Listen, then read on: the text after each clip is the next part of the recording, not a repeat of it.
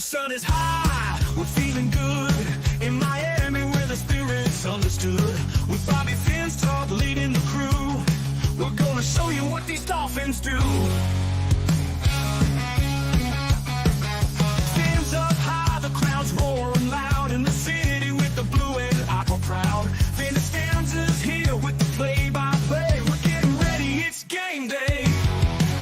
Are you ready for some football? Miami Dolphins standing tall. Are you ready for some football? Showtime at the Hard Rock, y'all. From the tailgate to the field of green, with the best fans you ever seen. Bobby's got the scoop, hot off the press. In Miami, we roar to impress. Play up stats and pregame chat. All right. Good morning. Good afternoon, Miami Dolphin fans. It's game day. Are you ready for some football? Today's a big one. The Miami Dolphins take on their AFC East rival, Buffalo Bills, in Buffalo. The Buffalo Bills, of course, 6-2. Miami Dolphins 2-5. A tale of two different seasons. I'm here always with my brother Finn Stanza as we get going and what should be a fun day of football. We hope overall, I mean a fun day overall of football. We hope, in spite of what our brains may be saying, we hope at the end of the day it's a fun day of Miami Dolphins football. We're going to talk a lot today, obviously, about the game, the key storylines in this game, the key inactives. You know, we're going to see what happened, what's the final report looking like, and then we're going to go ahead and give our keys of the game predictions, and so forth. But before we roll into that, I got to ask my brother, who I haven't talked to this week, how the hell are you, my man? I'm doing all right. Happy to gain an hour's sleep. Had a late night last night, traveling throughout the city of Montreal, going to pick up my daughter in an event. She's only 11, but these events now starting when they're 12. Late night, where you have to be that dad who goes and who looks exhausted. Bobby, I don't know if you're there with Audrey yet, but when you have to like sort of figure out what you're going to do for those 4 or 5 hours in the middle, okay, you're no problem. If you have something else to do, great. But when you're sitting there watching TV or you're home with your family and then you have to get back up and go out at 11 o'clock at night, it's a little exhausting. So I'm happy I got that extra hour. Starting to get cold down here. I thought maybe I'd warm up with Miami Dolphins, but unfortunately they're as freezing cold as it is down up north here. So, but I'm doing okay. Crazy week, busy week. But no, this has been, honestly, this season is, I'm laughing versus crying because it's just a joke. It's just, thank God I'm telling you for some other sports. My hockey team isn't doing that great here. They can't play defense to stop anybody, unlike the Panthers who are killing it. Like I watched a game last night between the Canadians and the Penguins, and they're all terrified. Then you go watch the Panthers versus the Stars, and you go, that's hockey. Like, we're the Florida Panthers, which I'm sure we're going to talk about the show one day. We're going to start. Like, that's a hockey team. Like, talk about a physical hockey team. Talk about a team that's well coached. Like, it's but for the amount of misery that they have had in Florida for this hockey team, that's in the middle of nowhere. The location of the arena makes no sense, Bobby. Sawgrass. It's near Sawgrass. It's in plantations. It's near a mall. Makes no sense. Not downtown where the Heat play, but it's like. And that's hilarious that they don't play in the same place, which is the fight between the owners and all that. But that's a hockey team. Like that's worth every ticket. I remember, Bobby, years ago. I don't know if you remember this. They used to beg you to come to hockey games. They used to offer you, like, you could go to the same way you can go to a Marlins game for $5-10. You can go to. They were begging you, offering you free everything just to get into to go watch the Panthers play. But now look at them. Now they're the hottest ticket around, along with the U. I'm telling you, the U. One thing I will tell you about Cristobal is that at least he's adapting in his third year, buddy. But man, oh man, they better figure out that defense. That is not when they start pitching the big boys in the ACC championship or they get into the playoffs. They better figure out this defense. Giving up 30-something points, being down that they are. Thank God they have an offense, but like that defense is very hard to watch. It's almost as bad as the Dolphins were last week. It's really hard to watch. Like honestly, I don't mind the 50 burger, Bobby. But the defense can't stop a cold.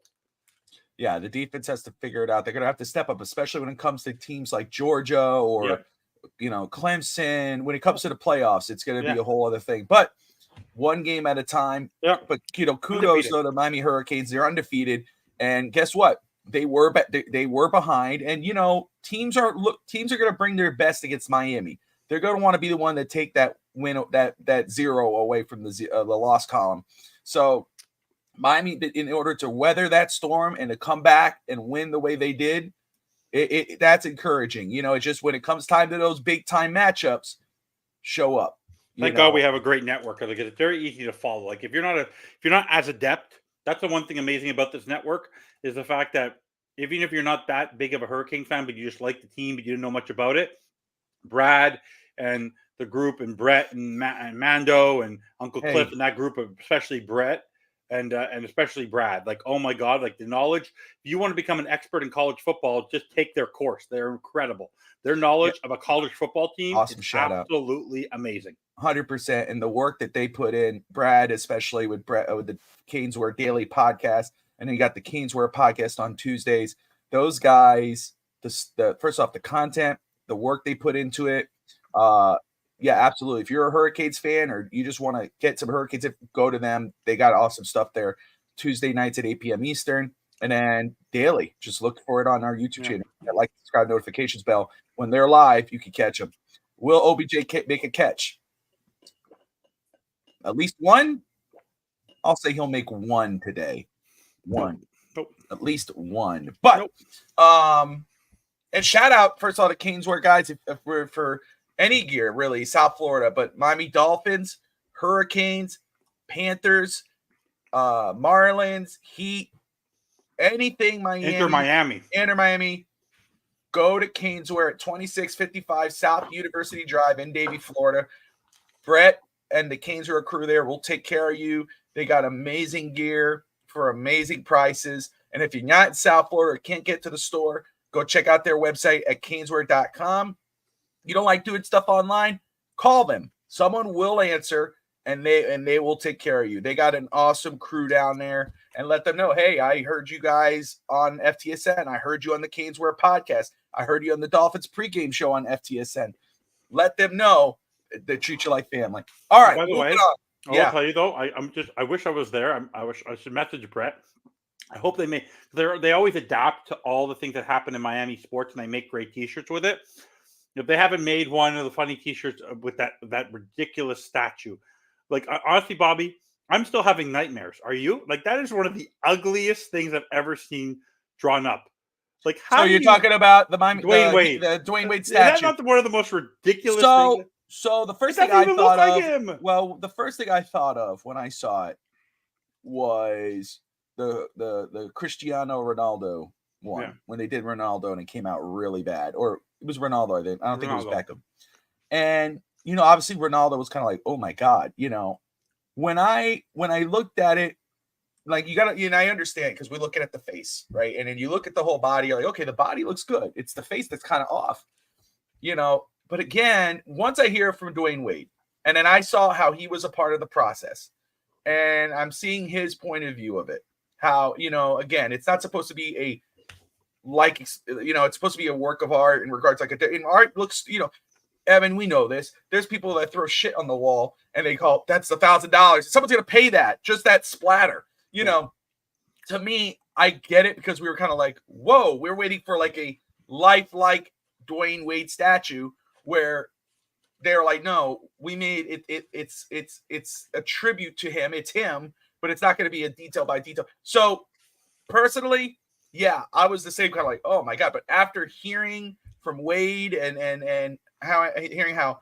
he was involved in the process and how I think, what, it really, all that matters is what he has to say about it.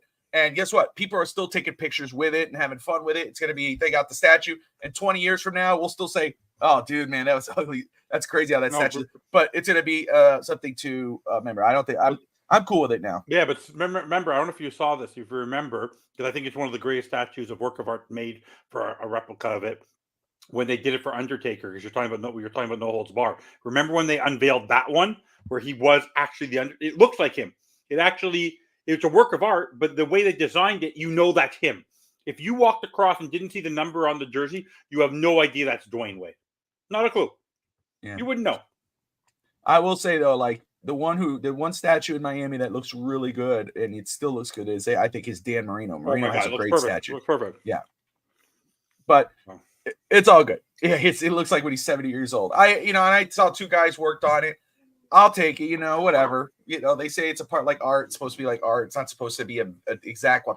Cool. That's your. Well, I think that's fine. It's not my cup of tea, but again, I'm sure if I saw it, I'm going to take a picture with it because it's D Wade and he had something to do with it. So the Marino statue is bar none to me. Marino statue is perfect. Talking Marino, let's talk Dolphins. Dolphins 2-5 traveling. They're 1-2 away. There's 6-point underdogs today against Buffalo. Of course they would be. Why wouldn't they? But they go against the Buffalo Bills, who are 6-2 on the season. With Josh Allen and company. Josh Allen having an MVP caliber type season. Let's see here. Allen at this point this season has thrown for 1,766 yards, 14 touchdowns, only 1 INT. James Cook, 99 carries at 452 yards and 7 touchdowns. And their leading receiver is Shakir, who has 36 receptions, 421 yards, 2 touchdowns. For the Miami Dolphins, their leading passer, in spite of missing 4 games, which is just, to me, that just says a lot, is Tua Tagovailoa with 717 yards, 3 touchdowns, 3 INTs. Achan has 81 carries for 357, 1 touchdown. And Tyreek Hill has 30 receptions, 366 yards, and a touchdown. Some recent news. I don't know if he's going to get a chance to. I don't think he will be playing today, but he's on his way back. Is River Craycraft? There is positive news. I think he's been designated to return. Is that right, Fitzstanza? Has Craycraft been designated to return yet? You're muted. You're muted. You not hear me? Muted. Everybody hears me, right? I have myself on mute. Sorry, Yeah. I don't believe a thing. He's designated to return, but we don't know when. Right? Like because we're dealing with McMoron, who tells somebody, "Oh, Tua will be back this season," even though he was going to be. We knew he would be practicing in 3 days. So I can't trust a thing that comes out of that guy's mouth. Honestly, I don't know what to believe. Okay, good. All right. I wasn't crazy. Brandon, thank you. No, I was muted because somebody asked me a question and I didn't want to answer. Ryan, great to see you. Appreciate you all. Appreciate you guys, Raphael. See you there, brother. Everyone who's watching right now, you're watching the FTSN Miami Dolphins pregame show. Talking Dolphins, Bills. Greg, great to see you, man. Okay, so forgive me, guys, if I miss anybody here. I'll try to get to you. Orion already threw his prediction up. He has a 38-17 Buffalo. Let's see here. All right. We will throw our predictions towards the end of the show, but I hear you, Orion. I'll say that. I hear you, Orion. You know who's brother? You know that's his brother, right? Yeah, I know it's Greg's brother. So, okay, there you go. All right. So Jalen Wright, Sun Central Jalen Wright, making a case for more opportunities. He's been making a case. He's been making a case. Yeah, so, right. He's losing his case. Jalen Wright is losing his case. Look, we'll get to it. The guy is since he's playing well, he doesn't get the opportunity because that's what we do on this team. Okay. Like you made a joke yesterday, Bobby, on Finn's Talk today. If what's his name was not injured, he'd be the starting tight end today. Thank God he's injured. McMoron would have played Julian Hill as his starting tight end, even though the guy has proven nothing this year. Thank God he's injured. Yeah. Like think about it. Like, it's ridiculous. When we don't have the final inactives, but we do know, as you're saying here, Julian Hill is out. Zach Sealer is out. Javon Holland is Kader Kohu is out. Javon Holland is doubtful, but he more than likely is out. For the Buffalo Bills, this is just their injury report. This is not the final inactives. Their fullback, Reggie Gilliam, is out. Of course, we know Matt Milano is on IR. Amari Cooper is questionable. Curtis Samuel is questionable. Christian Benford is questionable, and we'll get that final inactive. So let me do this. I'm going to play a little differently here while we wait to Find out the inactives. To talk about the inactives and company, but very quick. Obviously, in Buffalo today, the weather is supposed to be a sunny 54 degrees in Orchard Park. That's good.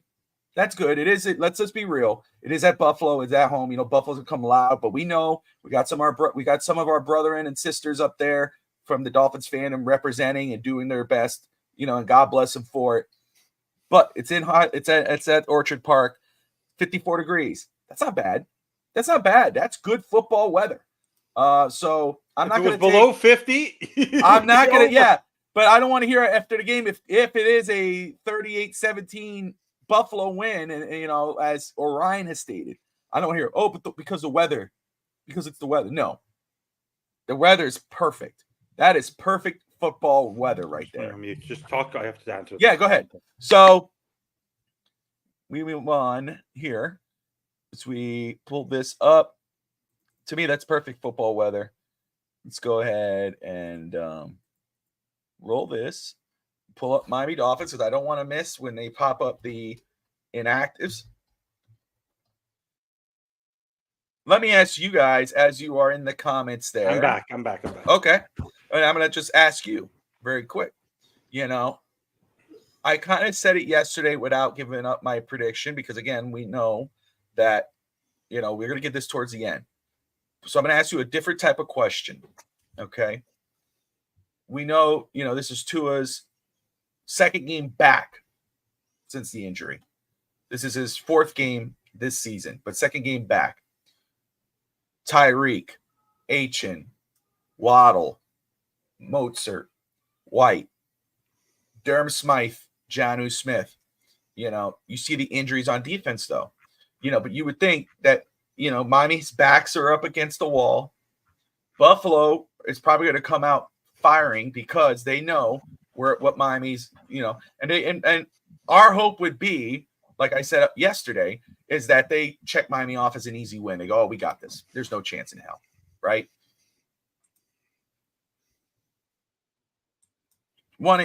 From you say no chance, you know, and it's all good. But from 0 to 100, what's your percentage? Miami has any chance to defeat the Buffalo Bills? -1 million. Okay. There's a chance that the chance I might win the lottery. Oh, okay. There's a chance that you and I will get a free ride to space one day. There is no chance, and I'm the bandwagoner, there is no chance in any way, shape, or form the Miami Dolphins win today.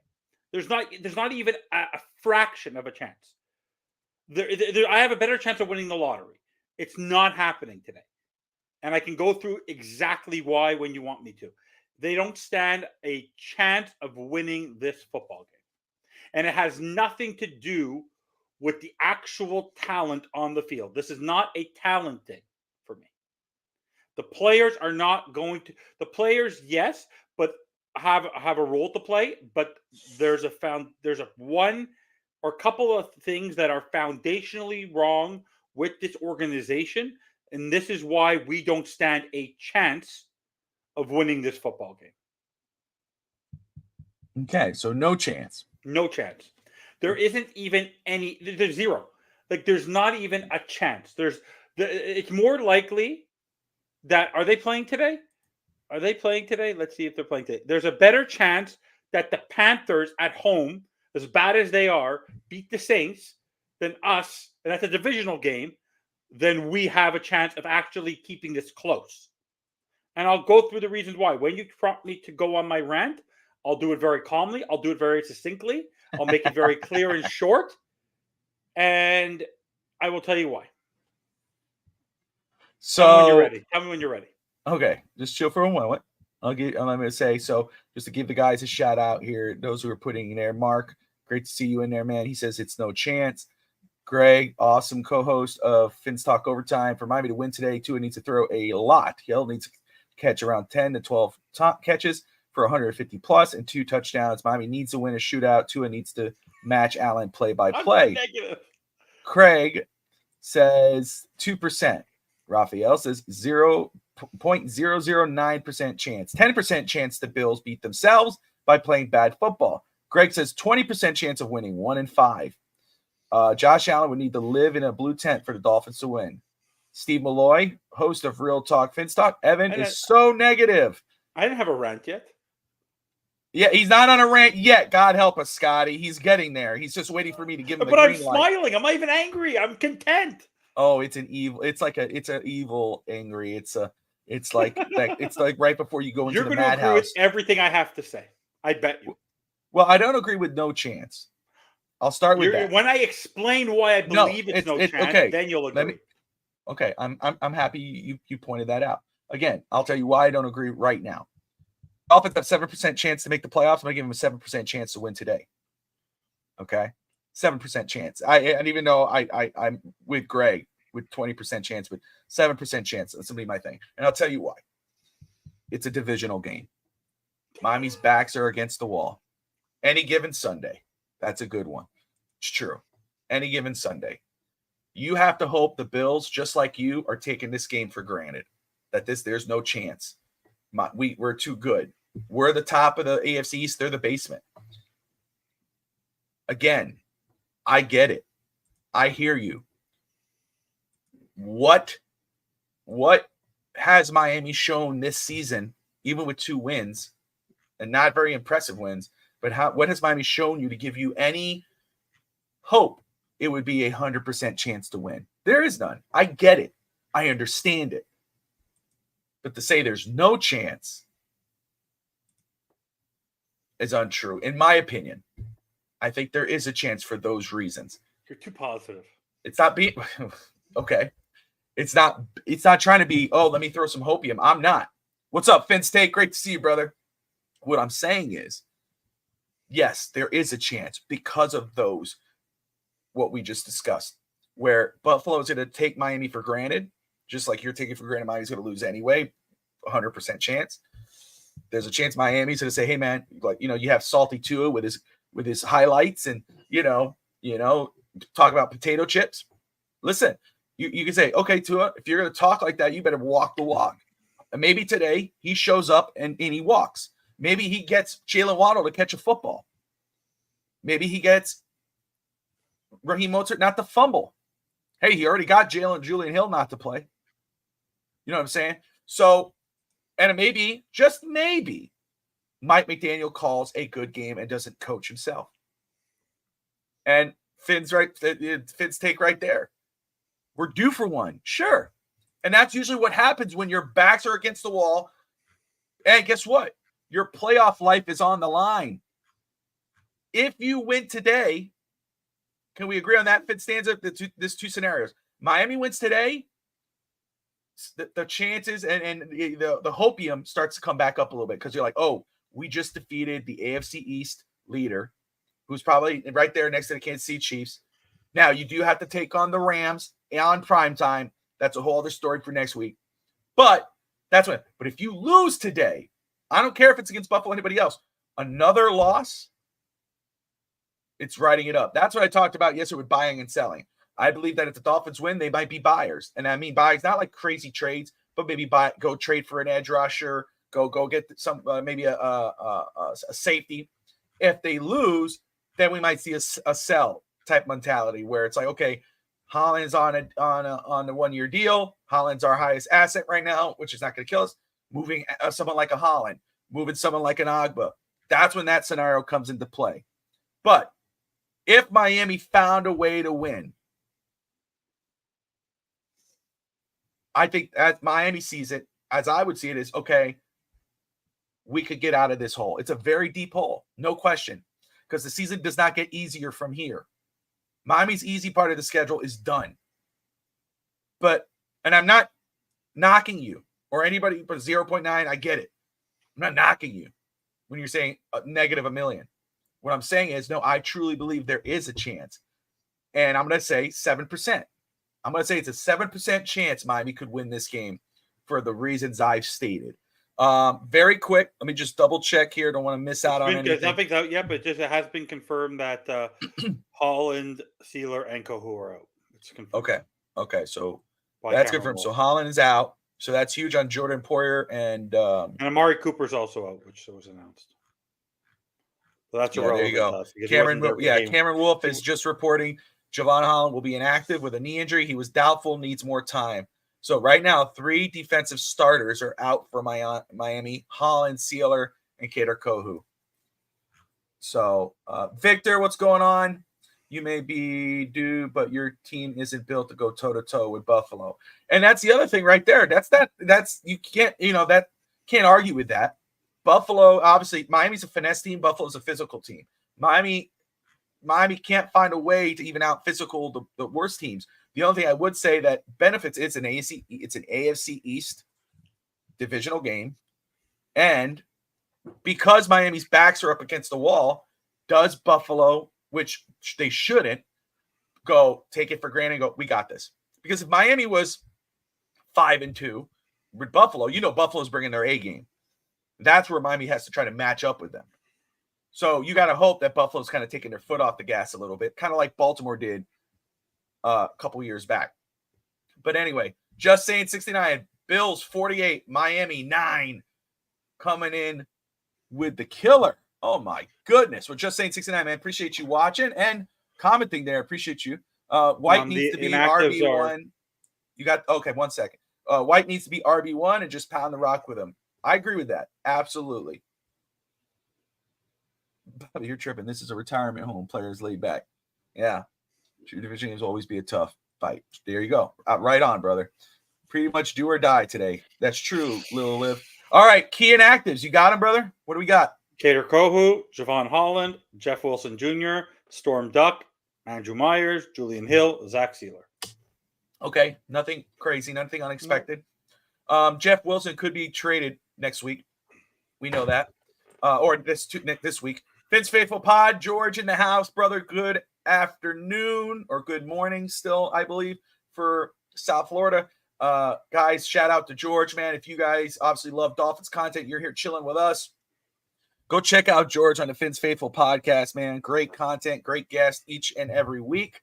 We had a great show, I thought, on Monday. We had a good debate. It's always good hanging with George, man. Appreciate that guy.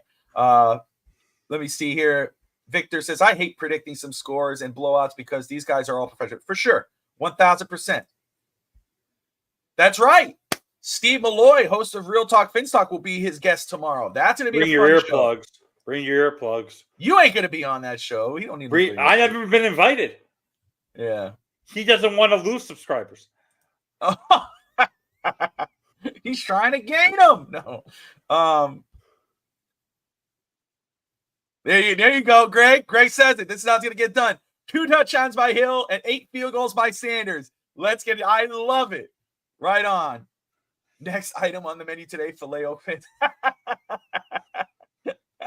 Oh, man. That's just saying. Hey, let me ask, man, are you a Buffalo fan? Are you tuning in? Are you a Buffalo fan or are you a Dolphins fan? I want to clarify that. But that's really good, man. Damn. That's a good name for a show. Invite sent, Finstanza. Oh, God help us. Oh, man. All right. He'll do it. Oh, he's saying, okay. Did we call up a tight end? No, we did not call up a tight end. Not that I know of. We released Hayden Hurst. Not Hayden Hurst. Hayden Rushi. But any of those, it has to be Sealer and Holland. Those are killers. Right? I mean, it's irrelevant to me. Like I told you, it's not the talent on the field that bothers me. Yeah. Okay. Well, let me ask you this. Well, no, go ahead and go there. Maybe don't spend too much time on that. I will not. You can cut me off. You can cut me off in 5 minutes. Okay, I want you to get on something else. I know you have a lot to say for something else. No, I'll do it quick. So if we talk about the overall foundation of this team going into today, we are the team. We're the one NFL team that may have 2 wins, but should have 0. If it wasn't for Javon Holland's punch out and a rule that should be changed, in my mind, where the back of the end zone, foot down versus the sideline should be different, we should be 0-7. Let's go back. Let's start from special teams. Jason Sanders is quietly rearing his ugly head from last season, but I refuse to be hard on him because But I like we were saying people were saying in the comments, if you watch college football yesterday, people are kicking 55-yard field goals in their sleep. This guy over 50 it's a 30-70 chance if he's going to make it. Jake Bailey muffs a punt every once in a while, and Danny Crossman should have been fired 3 years ago. Coaching is a massive problem on that side of the ball. On the defensive side of the ball, what we have people, we picked up people from the Del Boca Vista or Shade Acres People's Home, and Marcus May and Jordan Poyer. Jalen Ramsey looked like a shell of himself last week. Couldn't keep up with the big boys, with a rookie in Marvin Harrison last week. Kendall Fuller looks a little lost. Cam Smith was getting beaten. So the coaching staff on the defensive side of the ball in the secondary, where we keep on adding people, and we have 7 or 8 guys on the team, aren't doing the job. Linebackers, David Long, who's supposed to be your best linebacker, can't cover. Linebackers not doing their job. Defensive line, Calais Campbell is doing his best. Jashawn Hand is doing his best. That's not our problem. It's the edge rushers. Chop Robinson, I gave us hard on you, but how they have not figured out a way for him to set the edge all training camp as a guy you drafted in the first round. There are players who are in the 4th, 5th, 6th round who are starters who are actually making differences, and there's almost most of the first rounders on most of the teams are actually making differences on their teams, unlike Chop Robinson. 3 sacks in the last 4 games between him and Quentin Bell and Emmanuel Ogba, who was partly injured. That's unacceptable. Anthony Weaver cannot hold on to a lead. For the sake of his life, blew 2 10-point leads in the last 2 games. But I don't put it on him as much. The wide receivers, Jalen Waddle and Tyreek Hill, are, when you build a team that your 2 of your top 3 best players are your wide receivers, you're not going to win anything. Because so far with them, even if they had decent games last week, that didn't change anything. Because when it mattered, they didn't show up. I'm less concerned about our offensive line the last couple of weeks because they're not the reason why you're losing. You're not the reason why you're losing. Our overall structure comes from Ross, who won't fire Greer. Greer has built a very weak, injury-prone depth lineup, but we've known that. In the end, Mike McMoron, Mike McIdiot, Mike McStupid is the reason why we have no chance today. Because every time he's gone there, he gives up on the run, he doesn't play call, he forgets what down it is, doesn't use timeouts properly, and is confused, and he still has the arrogance to laugh on the sideline. Tua Tagovailoa. The comment this week about the snapping of the ball, I lost all respect for him in that sense. Because now he's carrying the arrogance of a 2-5 team. And the reason why they're almost 0-7 and 2-5 is because of Tua Tagovailoa. Because I attach him to Mike McDaniel. His arrogance and the fact, if he was not an arrogant SOB, the way he has been this season, we would not be where we are because he wouldn't have gotten injured. But because he continues to be a moron with his career and doesn't learn from the players like Dan Marino and John Montana and Drew Brees and people like that who don't do these stupid things that he does, he didn't learn from that and continues to get injured. So for me, Tua Tagovailoa is now adapting the arrogance of his head coach, and I don't like it. And that's another reason to tell us you're getting paid $50 million. Catch the goddamn football. Snappy. I don't care how hard it is. Every one of us has a tough job in life. We get paid a lot less money than you and work just as many hours, if not more, to put food on our table. We're as fans, we can criticize you. We have every right to. And if you go out there and make a mistake, you know what the difference is, Bobby? I don't know if you remember, and it was in the Super Bowl. Tom Brady had a very bad throw, made a very bad play where he was running, got knocked over. You know what happened? He shut his mouth and went to win the football game. Why have I no faith in this football team? I'll tell you exactly why. And I don't know if you read it in the comments that I wrote yesterday. People are not talking about how eerie last week's game was to the Tennessee Titans game with Tua in the lineup. Tua cannot close a game. He has no ability to close football games. Last week, they came back, you were down 10. You had the football in your hand. You could kill the clock. You could make plays. And then instead, 3 and out, exactly like the Titans game. You could not save your defense from their ineptitude last week because they saved your butts the last couple of games doing the best they could to keep this inept offense off the field. They were constantly on the field. Instead, you get a 3 and out, and Kyler Murray is able to go down the field like string cheese to our defense and win the Cardinals the football game. I actually don't blame the defense for last week's loss. I blame it on Tua because Tua, you're the $50 million guy. There are, whether you're Josh Allen, Jordan Love, Joe Burrow, Patrick Mahomes, all these guys, even Brock Purdy's done it. Yes, he's made it, but all these superstar quarterbacks, if you want to be in the know of the league, you have to close games. He had the ball in his hands to seal this football game, and he gave it back to them. Tua Tagovailoa last week cost his team the football game in more ways than one. Him and Mike McDaniel are the two exact reasons why we're going to lose this football game. Because him, Greer, and McDaniel, and Tua, McDaniel, and Greer, those three together are an awful combination. One of them has to go because they are not this king trio that I've been saying for 2 years is attached at the hip are so arrogant upon themselves. They're 2-5 and they're laughing on the sideline, Bobby. Josh Allen walking in laughing this morning on NFL Today. He has every right to be 6-2. You have more talent, actual physical talent on the football team, Miami Dolphins today, even with all the injuries, than the Buffalo Bills. But the Buffalo Bills have a coach and they have a quarterback and they have a general manager. We have neither of the three. That's why we're going to lose. See, I did it in under 6 minutes. But not 5. Sorry, I was up by a minute. It's all good. It's all good. By the way, you know what my cousin just called me? What? You know who they remind me of? The model Rick Martel, the arrogance. So they should walk around with that smoke. Remember when he used to walk around with the thing in his hand that was called arrogance? That's what he reminds him of. They have a wrestling reference. There's something, Bobby, him being up there in that podium, the arrogance upon him. It's Mike McDaniel-esque. Like, there's no sense of anger. They don't care that they're 2-5. They could not care less. They feel, and I'm telling you this now, Bobby. Okay. Today, I'm going to say, as long as Devon Achane is your RB1, you're going to lose every single football game. Jalen Wright could be a scary running back. They used him 2 times, 3 times a game, even though he was the reason why they won in New England, because he was the best running back on the field. No, let's just use him as an RB3 because Mostert and Achane were there first. Use the guy that's giving you the best chance to win and get the chunk yards. Instead, Achane's not a game breaker. Achane is a complementary player. If he's a mid, as Greg says, he's a good guy, but he's a mid football player. He's not a game changer. You want him to run the football? Great. We're going to lose. The more I see Achane with the ball, the more chances we're going to lose. Sorry, the more chances we're going to lose. If your game breakers are not going to Hill and Waddle constantly and using Jalen Wright, who right now I believe is the best future running back on this football team, because of his skill set, you're going to lose the football game every chance you get. Finn State, they care. Come on. They don't care. They could not care. They're laughing. Bobby, they were down. They were on the sideline when they were about to lose the football game after they went 3-0, and Tua, Waddle, and Hill were laughing on the bench. They were laughing. It's a joke.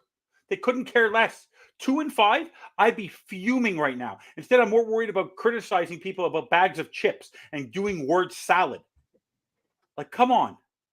They're all trying to protect their jobs, but they don't care. They have their money. How much guaranteed money all these guys have? They couldn't care less.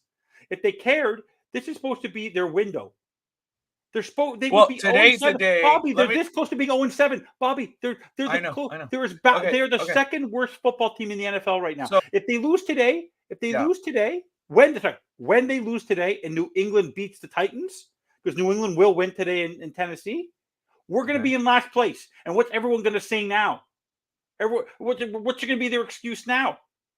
Stop. Everyone has to stop saying McDaniel is by far, I'm going to say this again, the worst football coach in the history of the Miami Dolphins, because Cam Cameron had nobody. The players, people like Sperano and Philbin didn't have the talent. You have Tyreek Hill, Tua Tagovailoa, Calais Campbell, Teron Armstead, Jalen Ramsey, Javon Holland, Bradley Chubb, Jalen Phillips, Zach. The talent you have on this football team, you should be first in the division. You should not be last. Shame on this head coach. He is the worst football coach in the NFL, and it's not even close. He's in year 3. Look at Mario Cristobal. I don't care if I said to you before on the show, they've given up 30-something points a game, but he's adapted in his third year. At least they're putting up a 50 burger. Cam Ward, they grabbed him from the transfer portal, and they're able to adapt their game with their star players. Why can't we? I don't care if we give up 40, but score 50. You have Tyreek Hill and Jalen Waddle. You have the most expensive wide receiver duo in the league, and they're the two worst wide receivers duo in the league so far this year as a whole. Finn's take. Philbin was terrible. It was pretty terrible. But he had nobody. He had nobody. No He had talent. Sue. He had Sue. He did not have the talent that everybody. I understand. I get what you're saying. We have 7 or 8 Pro Bowlers on this team. Listen, let me get to so-called Pro Bowlers. I got what you're saying, because I'll say it like this in a different way, or not a different way, but I get what you're saying. Look, it's crazy to me. Even people go, oh, but Tua was out. Dolphins are 2-5 on this season. Oh, but Tua was out. Who cares? I still don't take that as an excuse, because the Chris Kerr and Mike McDaniel rode into this season with Skylar Thompson and Mike White as their backups. And then they said, oh, Mike White's not good enough. They want to go with Tim Boyle. They decided that. So I don't take that as an excuse, because they were saying they're good enough to come in and start and we could win with them. Obviously, that was not the case. The Dolphins, though, and maybe that was their mindset, obviously they were wrong, are too talented to be 2-5 at this point in the season. Tyreek Hill, the number one player voted on by his peers in the entire NFL. He's been an afterthought on this offense. Jalen Waddle can't catch a ball. Raheem Mostert, Devon Achane, we know he's been out. There's too much talent offensively not to be into these football games.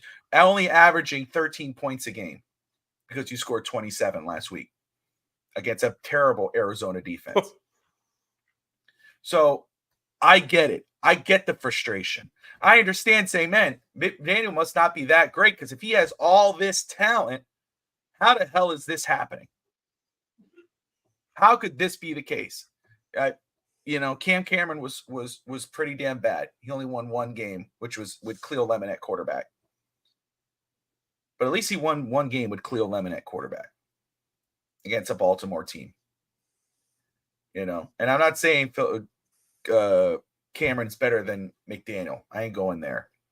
But I get it. What he has. Because that team was bad. That team with Cam Cameron was not a good. They had Trent Green. He got injured before the season. But think about the offense that they had, if you really look at it.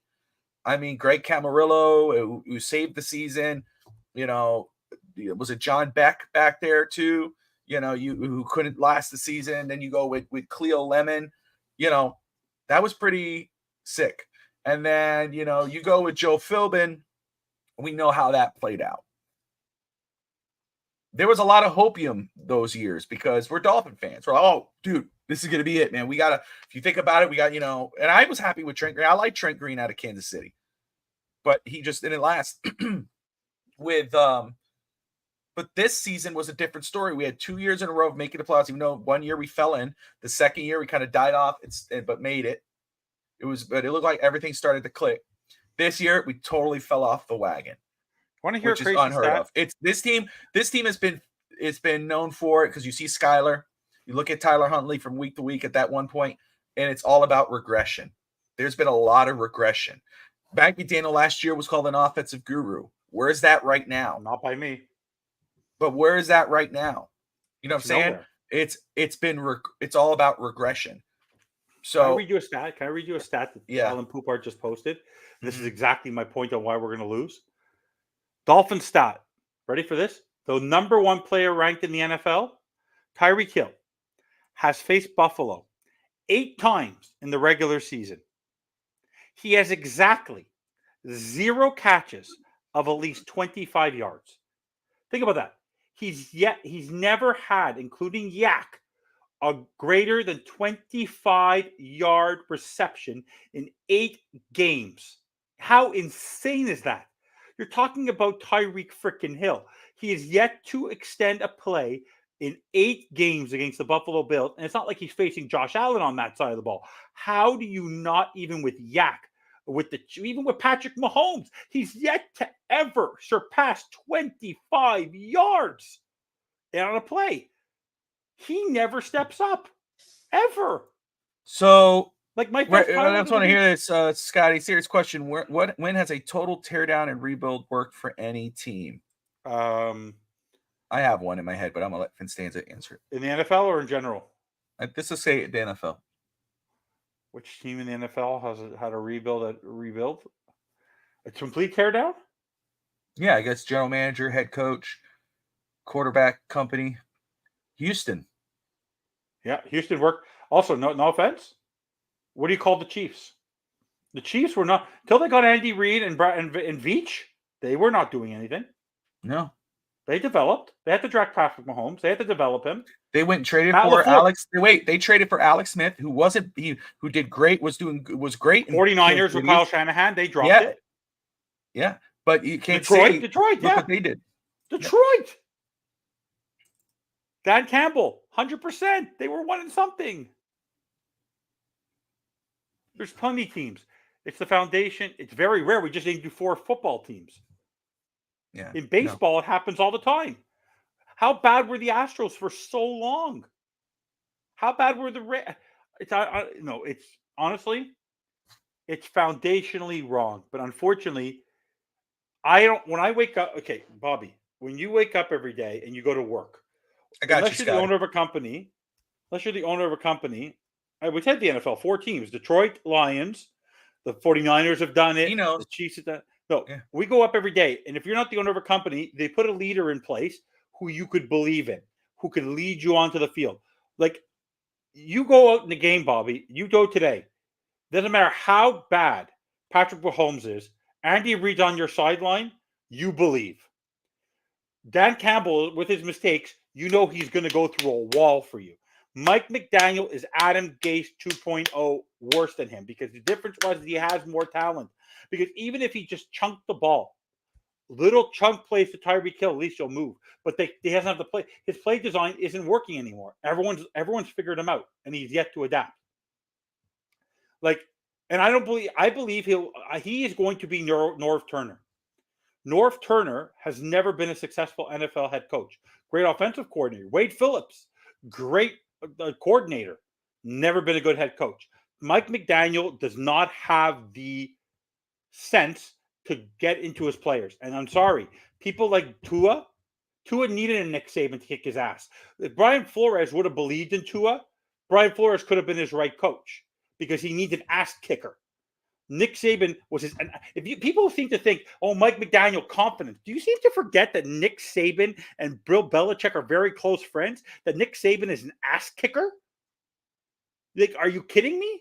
Do you think that Pat Riley with Dwayne Wade and Shaquille O'Neal? Do you think Eric Spoelstra is a kisses your ass, Bobby?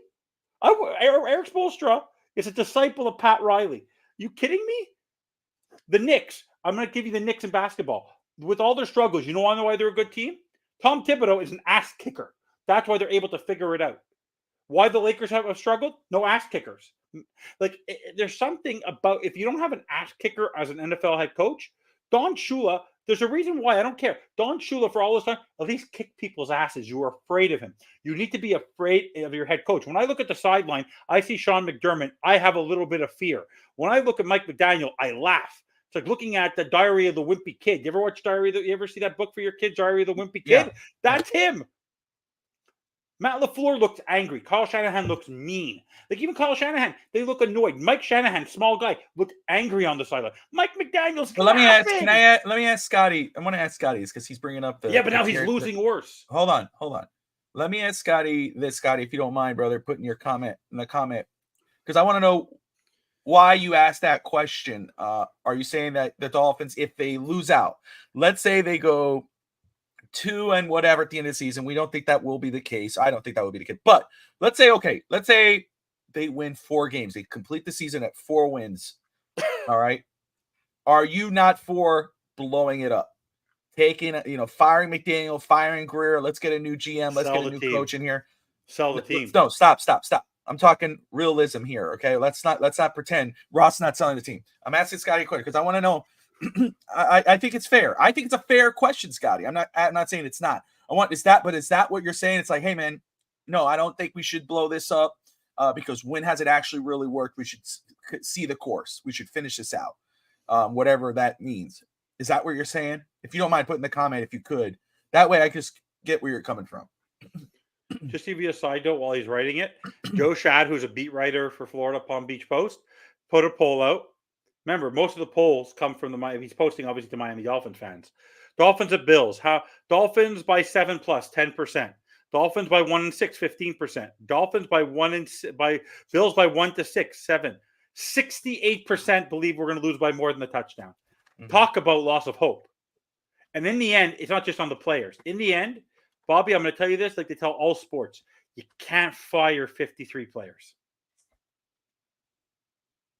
Right? Yeah. And I'm telling you this right now. Paul Maurice did something. Cristobal's doing something. Inter Miami is doing something. The Marlins are supposed to be bad. Spoelstra makes miracles happen every single solitary year. Right? It's not even. Do you tell me? Can you see a situation, literally, where you and I are still talking 10 years, 2 years from now, in a positive light with Mike McDaniel as his head coach? Because you can't tell me he's improved as a head coach over the course of his career. He has not gotten better. He's gotten worse. Okay. All right. I asked you a question. I didn't hear it. I was listening. I asked, in 2 years from now, can you seriously see yourself with a smile on your face with Chris Greer and Mike McDaniel as your leaders of this football team? In this exact moment, could you actually say we're talking exactly 2 years from now and they're still here and we're winning? I don't think that's Are you fair. lying? You say yes. I think you. No, I would. I wouldn't. No, I wouldn't be smiling. I don't see that because what evidence is to show that would be the case? So I mean, but I don't think it's fair because I don't want to worry more about today. I'm worried about today. Today's going to be the worst game in Dolphins history. Okay, I don't know, but I will say. Let me read. Because Scotty got back. Ralph said, "Fire the staff, not the players. Get a real quarterback." Scotty says, "I'm sticking with McDaniel right now, but needs to actually see how it ends. But Greer, I think, should be gone anyway. Replace Greer with Allen. The GM keeps the head coach." This is Kenna now. "The GM keeps the head coach until your new GM proves he could take control. Moving on from McDaniel can easily turn out to not retaining the guy Evan loves in Campbell." I never talked about I love Don Campbell. I like the foundation of what they've built there. Look what they've done with everyone kept on saying Tua's Jared Goff. Look what Jared Goff's doing. Don't even put Tua in the Jared Goff conversation. McDermott says McDermott and Allen have grown with each other and have benefited. The experience bond they have with each other is important. Fair enough. I feel like keep McDaniel because McDaniel did not draft Tua. Let Mike draft a quarterback. He'll never stop from Tua. As long as Mike McDaniel's there, Tua's your quarterback. Well, there was actually a report that he wasn't happy with the extension. I saw that earlier this season. Daniel wasn't happy with the extension? He was not happy with the extension. That was a report that I saw out there. And people were no one was happy about his extension. Yeah, Evan. And I'm convinced that Greer also got an extension. I will say. Are you believe that too? No, I don't know. I think Ross needs to double back to Flo. He was the organizing saver. He wears many hats, not to get it right. I will say this. You fire one, you got to fire the other. But if you fire Greer, you go to the new GM, you go, look, man, you have free reign in regards of what happens with the rest of the staff. You don't force McDaniel on the new GM. You don't fire McDaniel right away. You let the new GM decide that. You go, it's up to you. Go sit down with McDaniel. Talk to him. Tell him what your vision is. If you guys think you could work together, have at it. If not, I give you free reign. You let him go. Let the new general manager. If Miami can't win it and they totally fall off the wagon here, which it looks like the wheels are off, then you let the new general manager decide the fate of your head coach, and you go from there. That's where I stand on that currently. But I don't, to me, it's fire one. You got to fire the other. But if you want to let the new GM do that, perfect. But do not force the new GM. Don't force McDaniel on the new GM if that becomes the case. 28-15 in playoffs, those first 3 years, McDaniel and Allen. I mean, yeah. McDermott. Excuse me. All right. Before we get into all that, let us roll into this week of football with the NFL. Let's just do a couple predictions, and then we'll get to keys to the game, and of course, and a legit keys to the game, not sarcastic keys to the game. And let us go ahead and do our pick'ems for this week. Obviously, the Jets did find a way to beat Houston 21-13. Houston's in trouble. We go on now. We move to. By the way, are you concerned about Houston? Because No. without Tank, but showing is without your two guys and Nico Collins and Stephon Diggs, you're in trouble. Stroud has no one to throw to. There's other guys. Next man up. This is going to be on the coach. But they struggled. Okay, they struggle. You want my answer? Or you want to keep saying they struggle? Good. I don't have an issue with Houston right now. I trust their coach. I trust their quarterback. And I think it's next man up. They'll figure it out. All right, moving on. We got the we got the Atlanta Falcons taking on the Dallas Cowboys in Atlanta. The Falcons are 5-3. The Dallas Cowboys are 3-4. Does Josh Wingate's Cowboys and Josh Mabry's Cowboys, can they take Atlanta at home in Atlanta? Dallas, their football is very antiquated. They have no running game. They have no balanced attack. It's CeeDee Lamb or bust. Kirk Cousins will have a good game. Bijan Robinson is having a great year. The Falcons will take it at home. I'm with you. I think the Falcons will win this football game, and the Dallas Cowboys will go 3-5 on the season. We're not going to talk Miami yet. You got the Las Vegas Raiders at 2-6 taking on the 3-5 Cincinnati Bengals at home.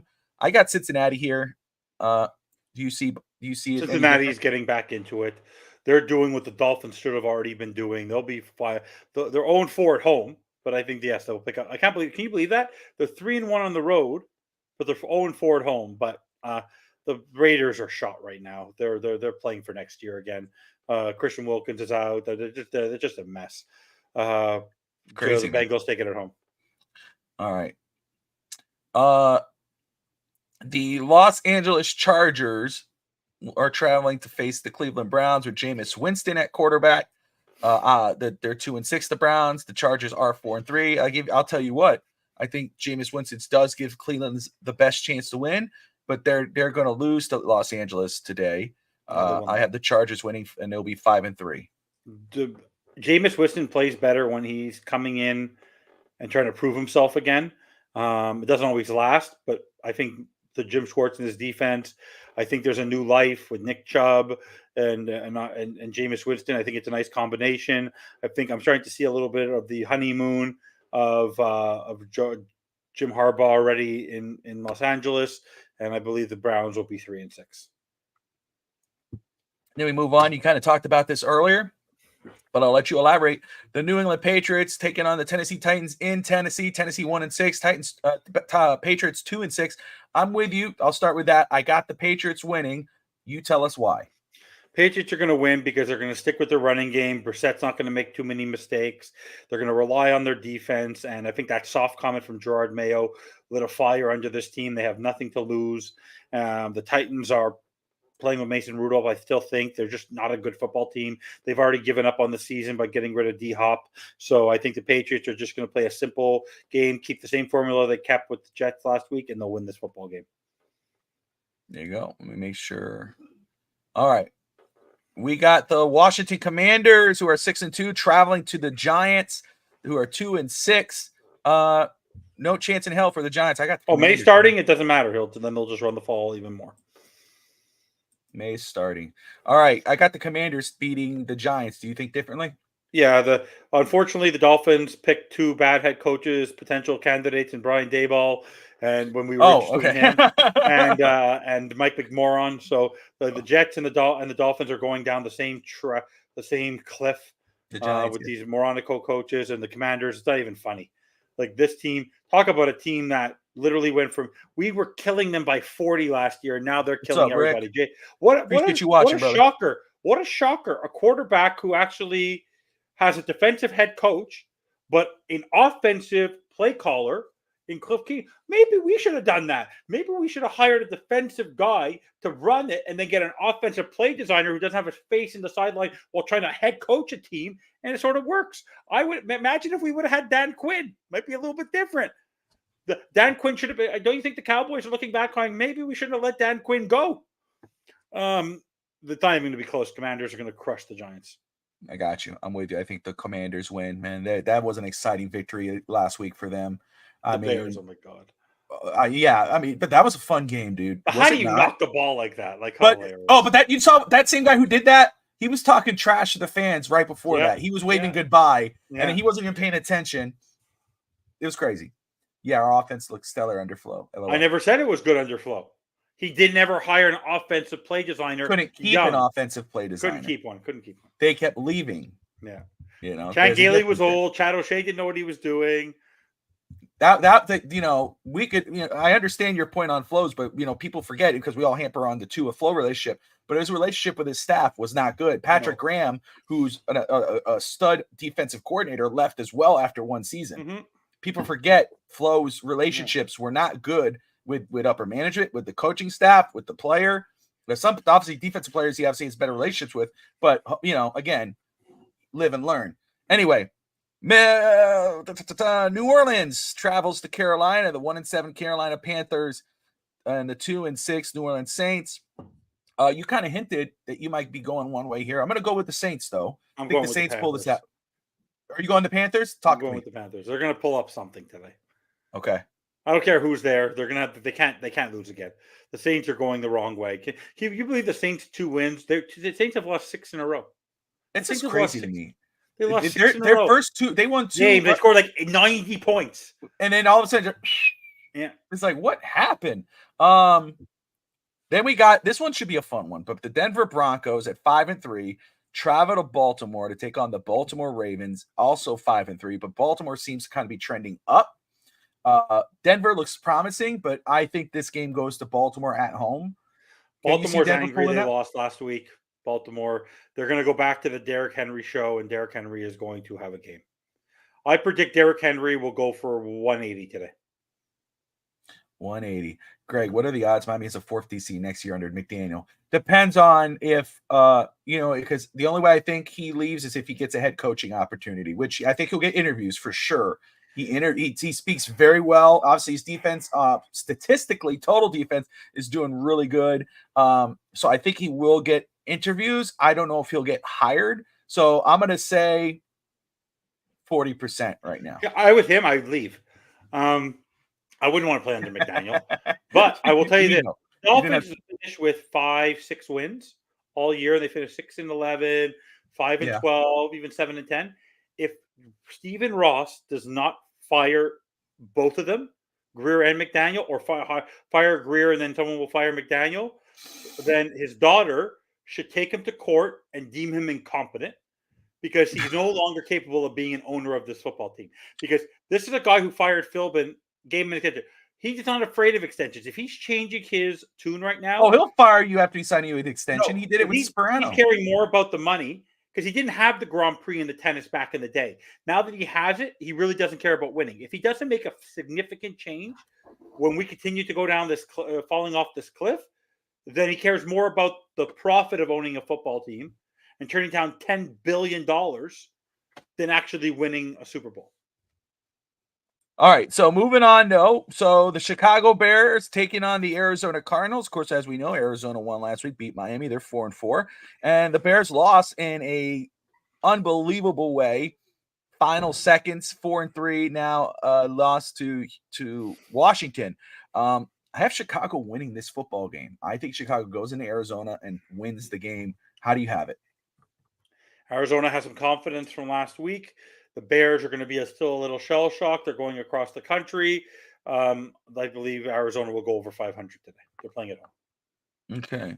I do want to say this because Scotty brought it up about Allen replacing Greer right now. If you fire Greer, you move up Allen. Where do you stand on that? Couldn't bother me. Would you be cool with it? I'm fine. Okay. Because any voice. An assistant GM, I'll give you the best example. And I'll credit Jimmy Kimmel. I'm going to go hockey. If Julian Brisebois, who's now the general manager, won a Stanley Cup without Steve Yzerman. Steve Yzerman went. As long as you have a foundation, because you're never going to be able to build your own structure when you're the assistant. But if you get to get the job, you'll be able to develop it. So Marvin Allen's following Chris Greer's lead. He does what Chris Greer wants. He can suggest what he wants, but Chris Greer in the end has the final say. Yeah, I'm going to say this because I know a lot of people are like, no, man, no, I don't want anybody from this staff. I want them all gone, blah, blah, blah. My thing is, I think that if it was something like that was to happen, we're going to fire Greer. Now Marvin Allen's been promoted. You don't finish out there.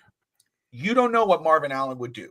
He may not be. He might say, you know what, I'm wiping this all out, or I'm going to change this, and this. It's a fresh, because like you're saying, he's following Chris Greer. Chris Greer is the lead dog in that house. So I wouldn't hate that.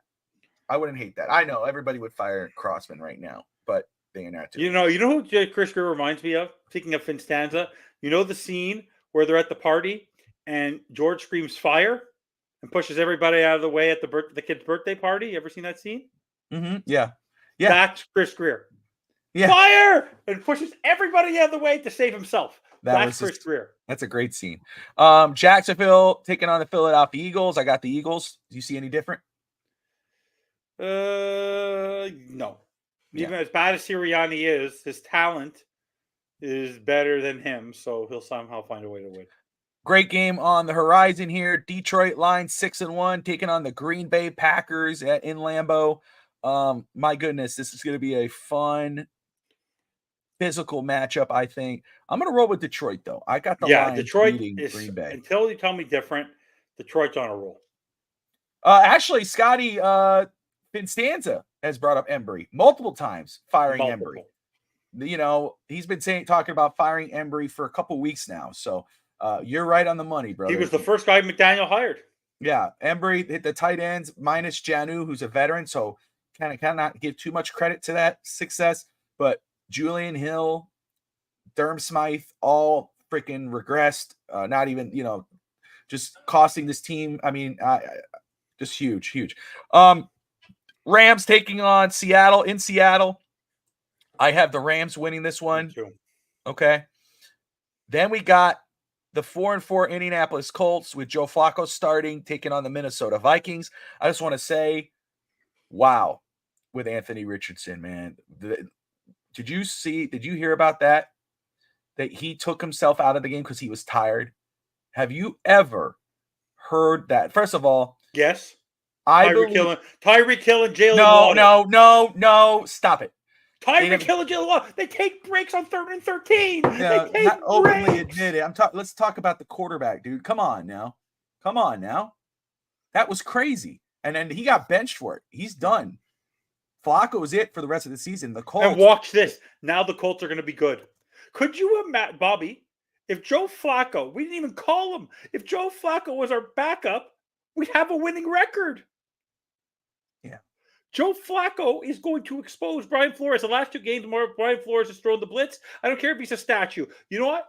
How many Super Bowls does Joe Flacco have? How many Super Bowl MVPs does Joe Flacco have? I don't care. One. It's one more than a lot of other quarterbacks in the NFL. You heard me. You knew me all offseason. I was saying we need to get a veteran backup and a guy who's played, started. You could, we talked about RT. We're talking Joe Flacco.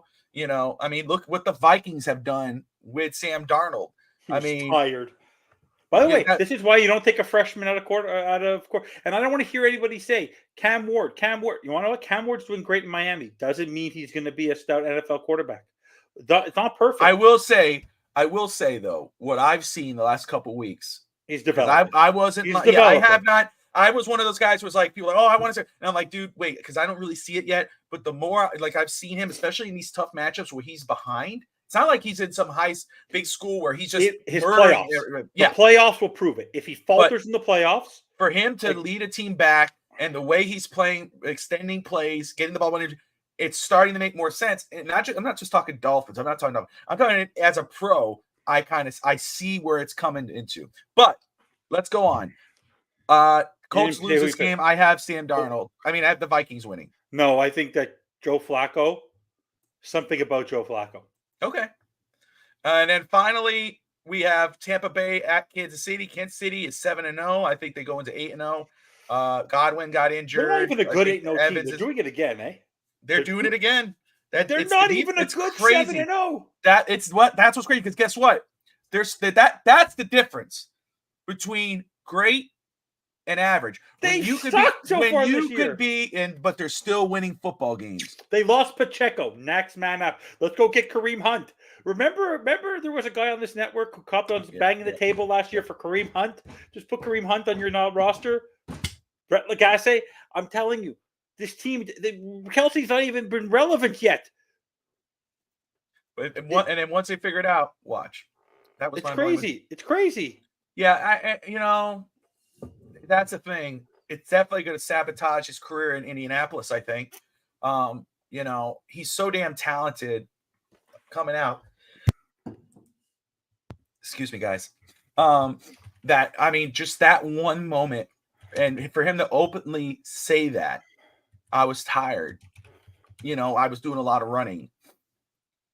I don't know, dude. I don't know. That would take up the whole show on post game if Tua had come out and said that. And I think I said somebody said I wish Tua would do that. You do not want to hear your franchise quarterback, the one you wasted a first round pick. Jim Irsay looks like a fool right now.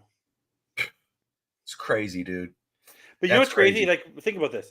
If you look at the last couple of Super Bowls, the Chiefs have not looked great on offense. And then somehow, some way, when he needs to play, he makes it. Yeah. Mahomes had an awful game in San Francisco. Awful. That's the thing right there. That's so true from 72 undefeated. That's the thing. Like, you go, damn, man, the Chiefs, they don't really, they're not very, all that when you look at it. But then it's when the end of the game and it's like, hey, he needs to make a play. All of a sudden, there it is. Pat Mahomes. Exactly. That's the difference. Us last week, we have a chance to win to cement the football game. Don't give the ball back or give him back with a 2-score lead. 3 and out. Or all of a sudden, oh no! Oops, safety. Oh, you guys with the potato chip. Yeah, eat your chip. Yeah. It's harder than it looks. Like, it was hard with Connor Williams. How many people were saying get rid of Connor Williams? He's a bad center because he can't snap the ball. Now it's Aaron Brewer. What's the common denominator when who's the one? What did I say? And now look. So that's my thing. It's like, look, I don't mind salty Tua. I don't mind it. You could be salty when you make good plays, when you step up and you throw. Let's say you throw for 500 yards and 7 touchdowns today. You could come out and go to all those people out there that said I should retire, to all those people out there that say I shouldn't be in this league or I'm not here. Okay, be salty. You earned it. When you're 2-5 and you played like that and you gave the game away, and yes, the defense needed to step up too, but you gave them 2 points to make it a 1-score game, shut up. Yep. You should not be saying a damn thing at that point. And to tell the fans sitting at home eating potato chips or Oreos or whatever the hell they're eating, sitting there on the couch, drinking a Coke or a beer or coffee, whatever, the ones who travel from one state to another to follow you and to cheer you on, ones who fly from other countries, big bucks, and buy tickets and buy hotels if they don't have a condo. For those in Miami that go to every game and spend their hard-earned money on overpriced season tickets. To all those people who, with the economy as high as it is, still buying jerseys and hats and everything to support your football team, support you. To tell them to shut up and eat their potato chips, try to do my job, you're right. We don't have to go catch the football. We don't have to throw the football. We don't get paid to. We don't get paid to do that. We pay to watch you. We pay to cheer you on. We support our football team. Guess what? One day, when you retire, traded, cut, whatever, we're still here. We're still going to be here while you're doing whatever you're doing. You haven't won enough or done enough, and you're not doing a damn thing this season to tell anybody anything. And by the way, do your job. The only big constructive thing you did that made any difference is you changed your hair color. Whoop-de frickin' do. It didn't work for Joe Burrow. Remember, it was by the way, think about this: Mahomes, Allen, they weren't even top 5 picks. They got these were top. This was a 10, a 15. Like it's crazy. What was Allen? 8? What was it? Josh Allen? What was Josh Allen selected? What was he picked? I can't remember. He was picked 17. No, it's not 17. He was picked. When was he picked?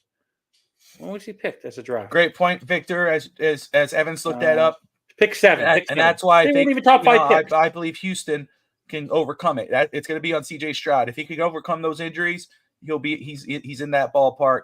But yeah, man, Mahomes is going to go down as the greatest, if not the greatest.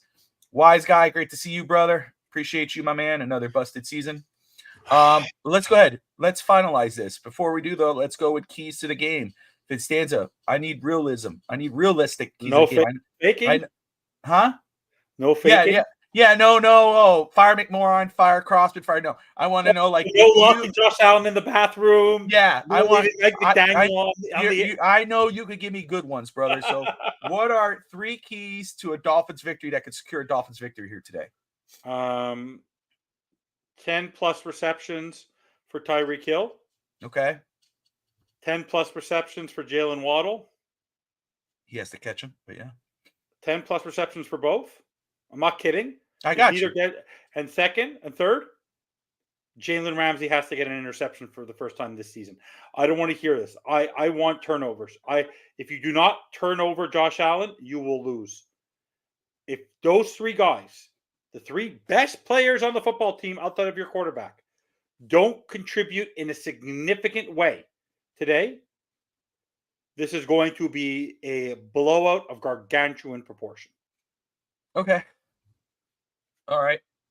I think that's fair. My number 1 is basically that. Like I said yesterday, you got to get your star players involved. They got to be involved and get it early. Get the ball in Tyreek Hill's hands. You pay him enough. He's the number 1 player in the NFL. Find a way to get the ball in his hands. Quick outs, easy plays. Get him on fire. Get him rolling. Same thing with Waddle. If Waddle can't catch these easy passes down the middle, get him a little closer. Get him going. Get him fired up. Achin out, running the game, out wide. Jalen Wright, nothing against Raheem Mostert. Mostert should be your 3rd back today, coming in relief of Jalen Wright. Let Jalen Wright be your lead back while Achin is staying on the outright. Get your star players involved. Okay, defensively, as best you can, stopping the run and then pressuring and forcing Allen to make errors, make him uncomfortable. Okay, are you eating a sub sandwich? No, heart for Greg Main. I've learned from him. Okay, he loves everything I have to say, right, Greg? Devon Achen's a mid-quarter running back. If we see him, if Devon Achen carries the ball more than Jalen Wright today, if Jalen Wright needs to be your number 1 back today, if he's not your number 1 back, you're also going to get blown out. And then, yeah. But also, by the way, Greg, I don't know if you heard the stat before. He's never caught anything greater than 25 yards against the Bills ever. Yeah, ever. I know. That's why, for me, you got to just get him going, get him fired up, get him quick plays, get him the ball in his hand, allow him to make plays. Let the defense choke up on Buffalo, then catch them over the top. Miami has to play smart. No team is giving up the top of the field right now. You got to beat them underneath and then catch them on the top. We're going to cook them like buffalo wings. All right, Hunter. All right.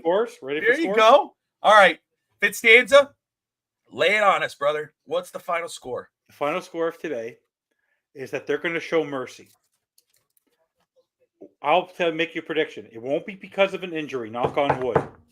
Tua Tagovailoa will not finish this football game. Skylar Thompson will be in garbage time because they won't want to injure Tua.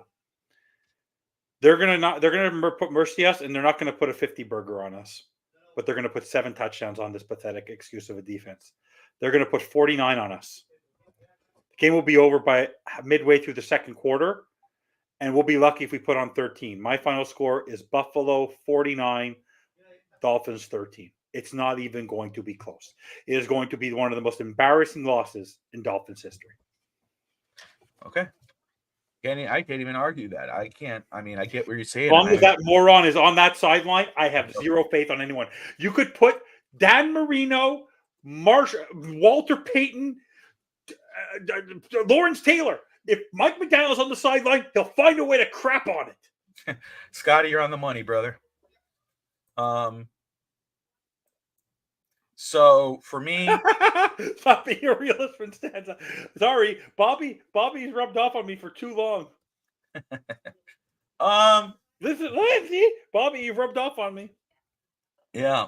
Wise guy says, "Geez, calm down." I'm smiling and laughing while I'm saying it. I want to be wrong. So yeah, I want to be wrong too. But again, you asked me earlier, in 2 years, could you see this? I don't like to play that game, but to answer it, I would say, has Miami shown me any evidence this season with or without Tua that they could do that? No. Miami scored only 10 points against Buffalo when they faced us in week 2 on primetime at Hard Rock with Tua at quarterback until he got knocked out of the game. Okay. And then they didn't beat a bad Indianapolis team. They couldn't beat an Arizona team. They lost to an unbelievably bad Tennessee team. Of course, A Tua bad wasn't Seattle there. team. Of course, Tua wasn't there, but let's be real. Everyone else was there. I don't take that as an excuse. They did score 27 points last week. Who cares? I know if it's Alex and Hank they both predicted Miami wins. They both said that Miami has to get over 30 points to win this football game. Won't be enough. I believe Miami will score only 20 points. They will score 20 today. And Buffalo will score 34. It will be a 34-20 Buffalo win. Miami loses by 2 touchdowns in this football game. That's my prediction. Greg has it. Again, Greg hosts of Fin's Talk Overtime. You catch him here on FTSN. Their show is a rotating show, so whenever they got time, they'll pop on. Guys, if you see that show, if you hit the notifications bell, like and subscribe, you'll see every new show we get going on here. We got a lot going on. We got a lot of Dolphins content, NFL, NBA, Heat, soon going to be the Panthers. We got baseball, which was a great baseball season. Shout out to the Dodgers for winning the World Series. Russ Morgan killed it this season for On Deck Baseball podcast. So many great shows. Fantasy football, the Canes were a podcast, Touchdown in Paradise College Football. Hit the like button, hit the subscribe, hit the notifications bell, and check it out. Can I just say one thing? Can I just say one thing, though? Okay, go ahead. The crazy part about my score is that even though I think that's what's going to happen, I don't know about you, even when I know they're going to lose or have this feeling they're going to lose, every single play still takes a part of my heart. Yeah. Every time they screw up, it angers me. I can't even function. I don't know about you guys watching the show. I don't know about you, Bobby. People know to stay away from me when the Dolphins aren't doing well. It actually physically affects me. Ill. Yeah. It makes me ill that a team as talented as they can be are this inept. Inept. I got you. Greg has a 38-16 Buffalo. I don't see Miami's defense stopping the Bills. I get that. Run the ball, control the clock. Scotty's right on the money. 100%. If Miami can successfully run the ball, extending plays, and kill the clock, keep the ball out of Josh Allen's hands. Orion, good show today, guys. Perfect. What happened? I can't see it. Miami Hurricanes are now in the top 4 of the college football rankings. There you go. The Ducks are number 1. The Bulldogs are number 2. The Buckeyes, Brett Legassi's team at number 3. The Hurricanes at number 4, surpassing the Longhorns. So now Miami's finally getting the respect they deserve. They're now up in the top 4 of the playoffs. Love it. I freaking love it. There you go. See, and that's why I want to hear, Hard Rock Stadium is cursed. It ain't cursed, fellas. Cursed for nothing. Miami could win. The Hurricanes have been winning. Okay, there you go. So Steve's closer to me, 31-23 Buffalo. Steve, stop being so positive. Stop being so positive. What's wrong with you? I've lost respect for you, Malloy. Malloy, come back down to earth with me. Malloy, stop drinking bandwagon juice and come back to reality with me, Malloy. Hey, he is the guy who checks reality. He puts everyone back in their place when they're a little too high on themselves. Trust me, guys, Evan used to be the one who overhyped everything, and you'd be like, no, you're a hater. Oh, the bandwagon. Steve Malloy's going to get me to rip my hair out, even though I have no more hair. That's what, that was Evan. So now that he's telling Evan, he's trying to reel Steve in. I mean, Scotty got a good one. This close one, 31-30 Miami. Holy crap. Our hearts will be on the floor on that one. Yeah, that would be, dude, I wish. I like that one better than I like some of the others I heard in regards to Miami winning, because it's real. That feels like that would be a tight game. That would be like, oh, my heart.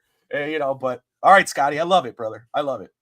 I don't think Buffalo puts up 49. They will be in the 30s and show mercy to Miami. There you go. All right, Victor. James Cook is going to cook.